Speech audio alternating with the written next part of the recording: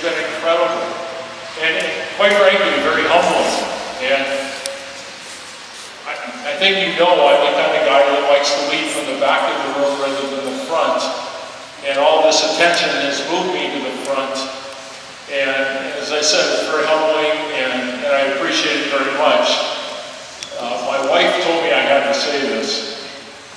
On Sunday, February 12th, there was one student down on Church Road with his sign waving for me. And the next morning, she's a teller at First Hawaiian Bank. And people, since this happened, have been coming in saying, how are you, what's happening, all this kind of stuff. But that morning, they kept coming in and saying, who is that cute little boy out there on Sunday? It was Bodie.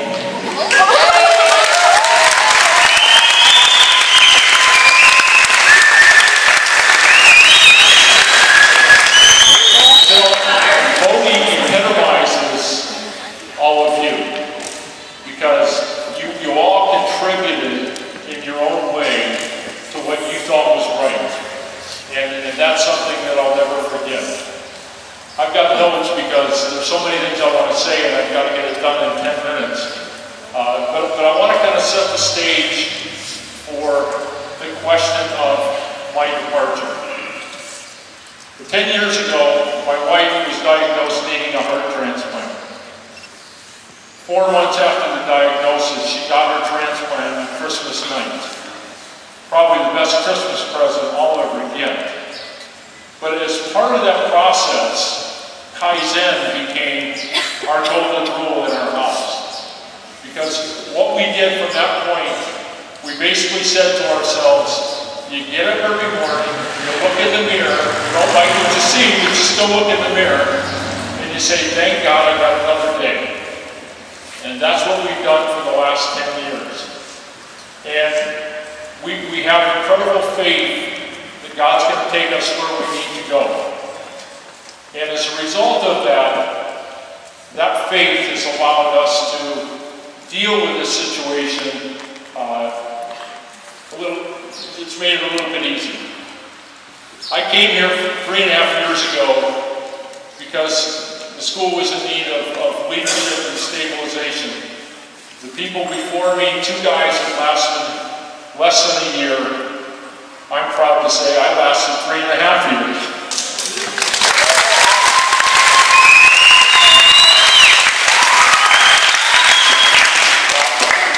When I came here, my whole focus was gaining the respect of the faculty because I knew how good they were, and gaining the respect of the student body. With the faculty, it was my job to respect and honor their skills and their professionalism. And I learned the lesson very quickly that this group that you deal with every day is as good as anywhere in the world. Because what do? They care about you, and they care about your success. And you can't say that about every place in the world. So they're a very special group. Now, what did I bring to you? Of course, core values. That's all I talked about, right? But the point of bringing the core values is not the words, it's not the definitions, it's what they will become as part of your life. And so my hope is that if at any point you decide that you want to remember me, or you want to honor me, or do whatever, then live the core values. Because that's the greatest demonstration that you learn from what I was trying to teach. Integrity, doing what's right no matter who's watching. Respect, treating others the way you want to be treated. Accountability, taking responsibility for your own actions. Kaizen, every day trying to be better than the day before. You guys will live that, or if even one of you will live that, then I've accomplished what I wanted to accomplish. Okay. Couldn't figure out how to do this without 4 pages. How did we get to this point? How did we get to the point where I stand before you ready to leave White Bay Middle School? I don't know. But I will tell you, in analyzing the situation, I got complacent. And everybody in the world has a chance to get complacent. And my hope is that you will learn from me.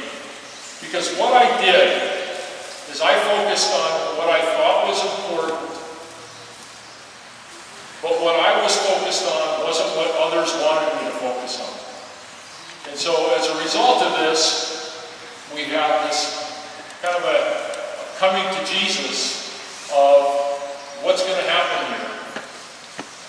And, you know, it's just one of those things where, you know, you guys that have been in detention, when I see you on the, you know, walking around, I say, I should slap you in the head, right? How many of you said that to?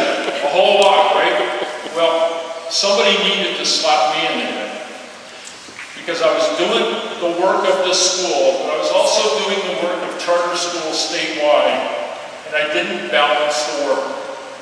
And as a result of that, some things happened. And that's basically where we're at. We've reached a point where it is what it is. The sun's going to come up every day. The school bells are going to ring. You're going to get on the bus and come to school, and hopefully you're going to kick butt. And that's what you have to do.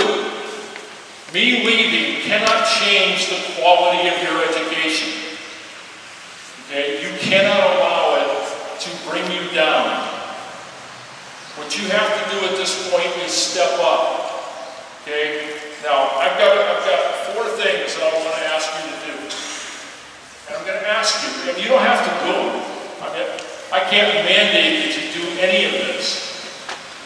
But I'm asking you, as somebody who spent the last 3.5 years with you, to at least think about it. Because it will make a difference. The first thing I want you to do is, starting next week, focus on the HSA tests as if they matter big time. Go in there and nail those tests. Bring your scores up. Show the improvement so that we can show the state of the world what a great school this is. You know how hard you've been working. You know you're doing the workshops, you're doing all the work in class. You've put in a lot of effort. So let's show the results of that. That's the greatest gift you can give the adults in this school. Okay, so please, focus on HSA. It matters. Okay, number 2. Doesn't have to happen today, but I want you to find the faculty, I want you to find the staff, I want you to find your parents and your ohana and thank them, because the work they do for you is amazing, and the way they have elevated that over the last 2.5 weeks should send you a message that they care so much about you that they were willing to kind of put things on the line to make sure that your education was foremost in everybody's mind, that the Waimea Middle School experience was going to be the best it could be. What a great gift. So my hope is that you will find those people, look them in the eye, and say, thank you so much for what you do for me. Because without them, it wouldn't happen. Number 3, I'm sure you're expecting this one. Live the core values. Okay. Please find a way to allow the core values to be the foundation of your life. If you do, no matter what challenge you face, it's going to carry you through. I've been talking about it for 35 years, and believe me, they matter. When all this started to happen, I got emails from people that I taught 30 years ago saying that those 4 values change your lives. It can do the same thing for you. The 4th and final thing is I want you to focus on integrity, doing what's right no matter who's watching, and respect, treating others the way you want to be treated as you welcome Miss Trinidad as the interim principal of the school. Trinidad is down there in the yellow jacket.